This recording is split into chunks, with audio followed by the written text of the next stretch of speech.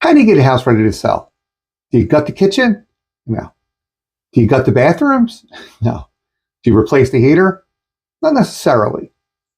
I'm going to break down the 5 things you do not want to ignore unless you want to lose money on your sale.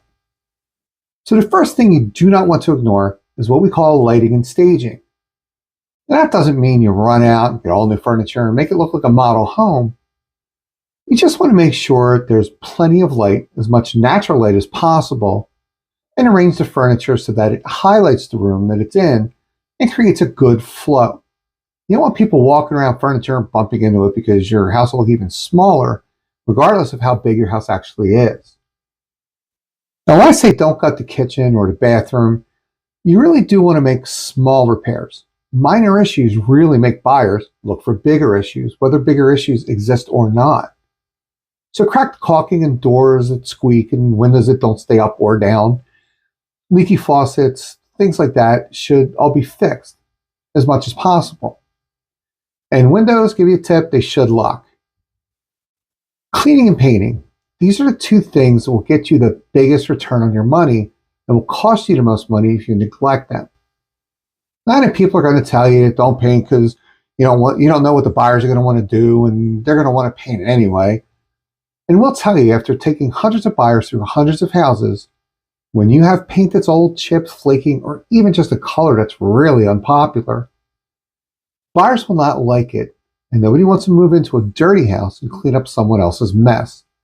Get it professionally clean because regardless of how clean you are, a new set of eyes and hands is only going to help you and make you more money.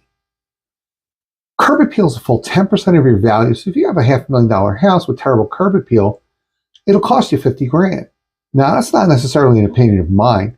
This is what statistics show and have shown for a very long time. Make sure the lawn is cut, bushes are trimmed, and all the beds look good and have as much fresh mulch as possible.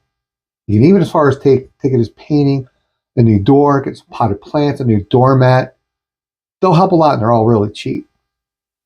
And along the lines of cleaning and painting are what we call depersonalizing and decluttering. You want to make your house look open and spacious. Too many things in view will distract people from getting a good feeling while walking in your house.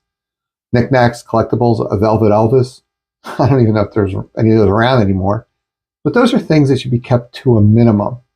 Or a velvet Elvis, maybe not at all.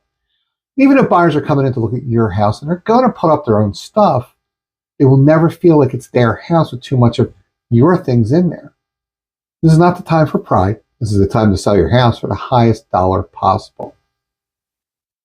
Many realtors will come out and tell you to fix this, fix that, and even your friends will say, oh yeah, you better get a new this and you better get a new that, or you're going to lose money. Well, that's not necessarily true. In fact, there are many things that you can do that you will not get your money out of, let alone make a profit. Putting in a new kitchen, for example, will only net you 54% of your money back, and they're very expensive. It'll make the realtor's job a whole lot easier, but according to things like Inc. Magazine, Money Watch, Market Watch, and other places, 54% is the biggest return you can expect out of your kitchen. Now, getting a house ready to sell can be made simple. Look below this video for a link to a free checklist on getting a house ready for sale. This will help you get the most money possible. And if you have any questions, always feel free to reach out. This is Bill Eaves, Associate Broker, eXp Realty. And again, thank you for watching.